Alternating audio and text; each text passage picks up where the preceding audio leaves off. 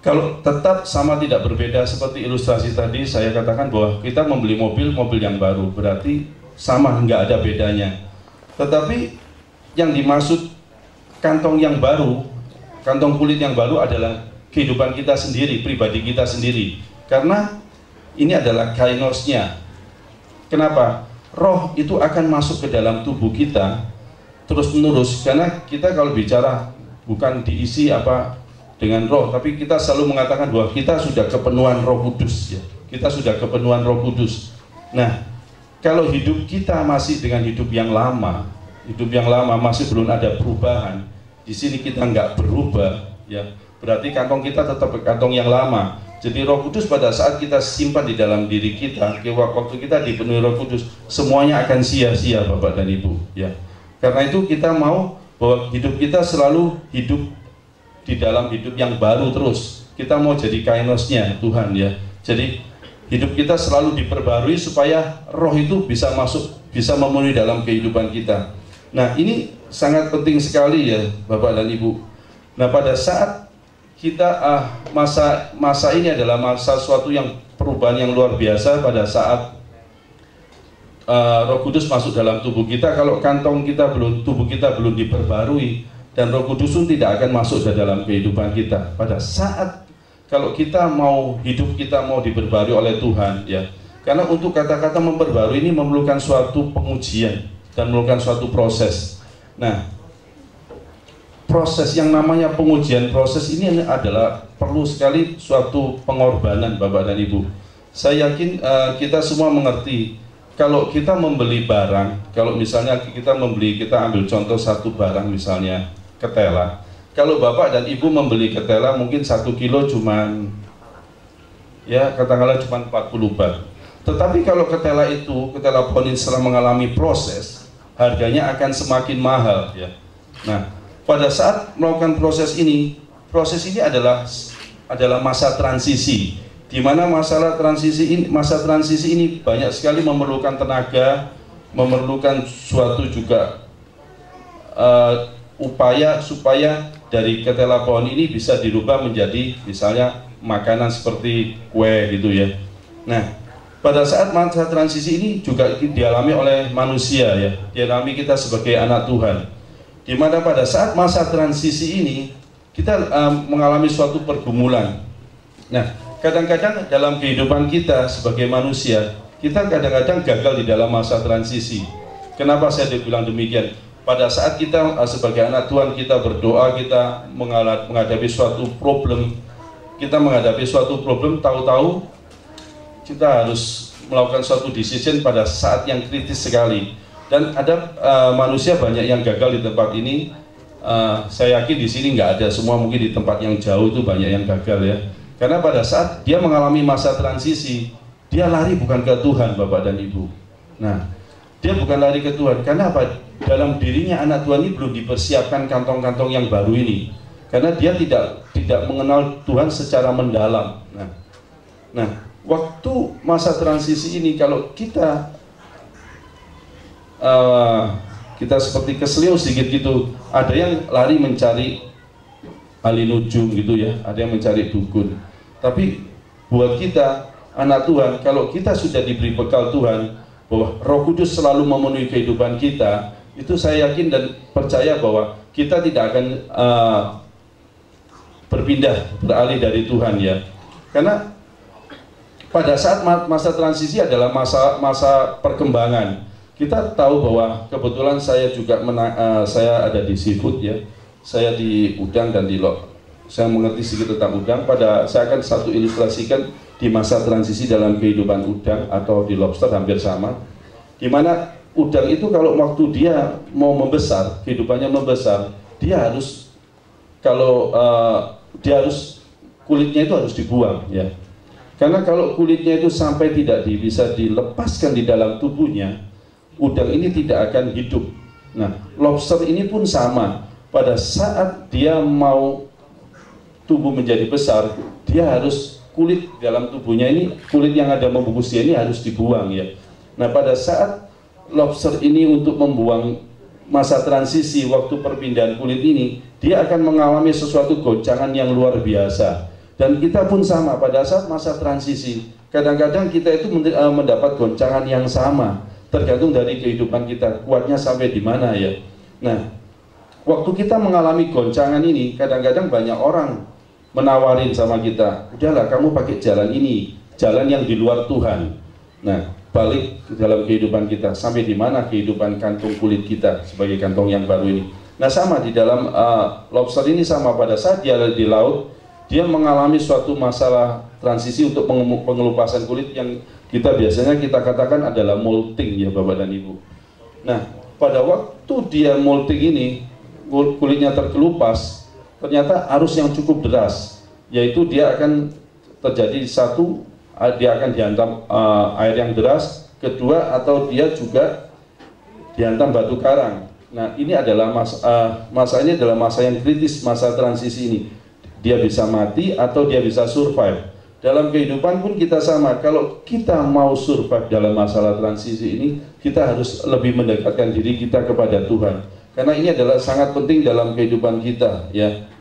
Nah, Bapak dan Ibu mungkin mengetahui ya, seringkali kalau kita dalam satu rumah tangga gitu ya, saya yakin satu rumah tangga pasti 90% pasti aman-aman, nggak pernah terjadi cekcok, tapi 1-10% pasti terjadi suatu kecekcokan ya, pasti ada. Karena itu adalah, orang bilang adalah namanya bunganya kehidupan berumah tangga ya. Karena setelah cekcok pasti saya yakin kita semua akan bertambah mesra. Bapak dan Ibu yakin, saya juga mengalami seperti itu. Nggak mungkin nggak ada yang mulus seperti ini ya.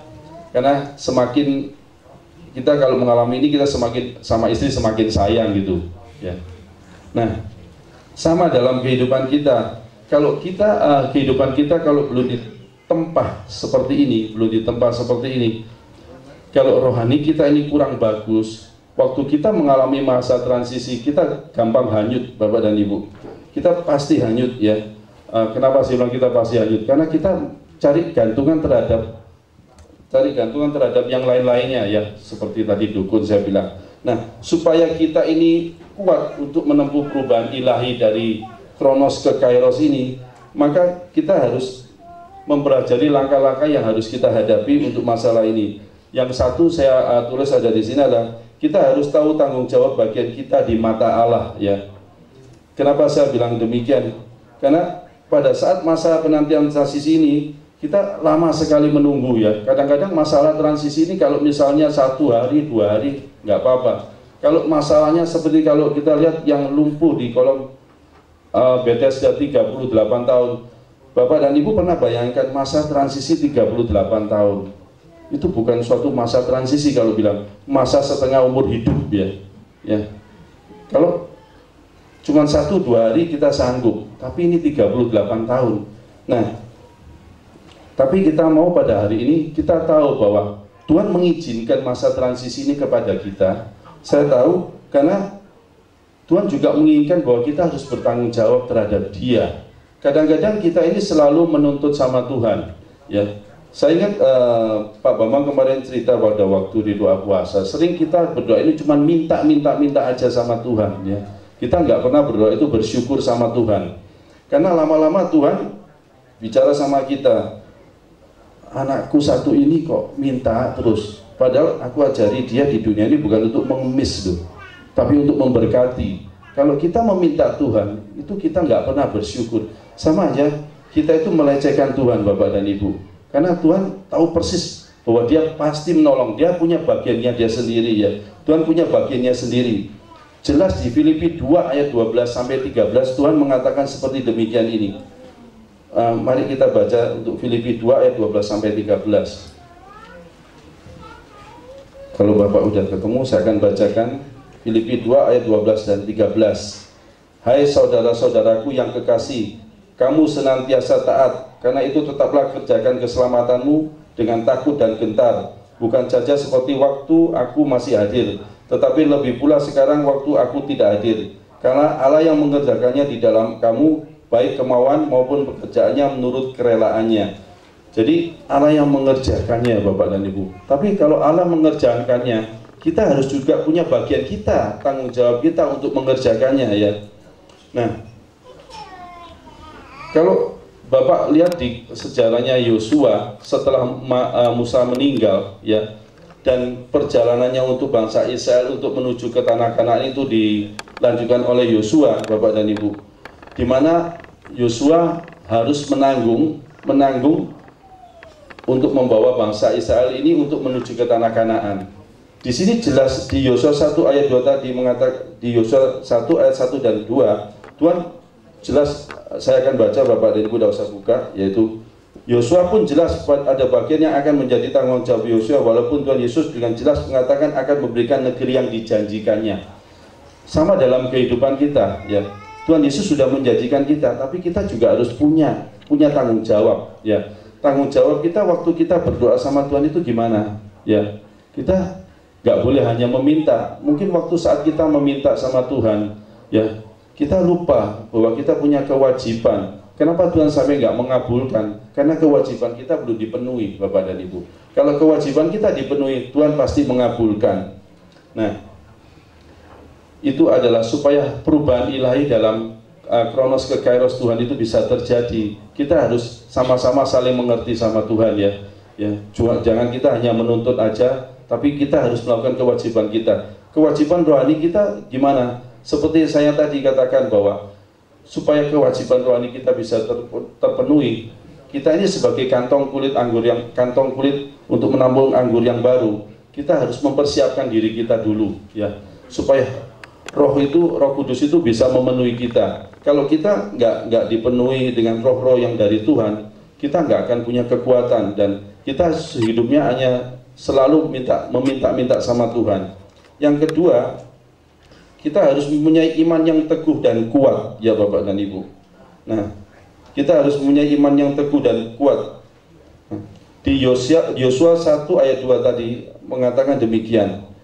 Pada saat Yosua disuruh menyeberang sungai Yordan, Bapak dan Ibu, bunyinya demikian, Yosua 1 ayat dan 2, hambaku Musa telah mati, sebab itu bersiaplah sekarang, seberangilah sungai Yordan ini, engkau dan seluruh bangsa ini menuju negeri yang akan kuberikan kepada mereka, kepada orang Israel ini. Kalau kita pikir-pikir, Yosua disuruh menyeberang sungai Yordan. Bapak dan Ibu tahu bahwa di sungai Yordan adalah sungai yang waktu itu adalah sungai ini adalah sangat deras, airnya meluap, ya. Dan Yosua disuruh membawa bangsa Israel ini untuk menyeberangi sungai Yordan. Kalau seandainya Yosua waktu itu tidak punya iman yang teguh, dia menolak sama Tuhan, dia nggak mau untuk membawa Yosua ini menyeberangi sungai Yordan, saya yakin Bapak dan Ibu, kita tidak akan pernah melihat bangsa Israel sampai hari ini, ya. Karena iman Yosua ini yang luar biasa.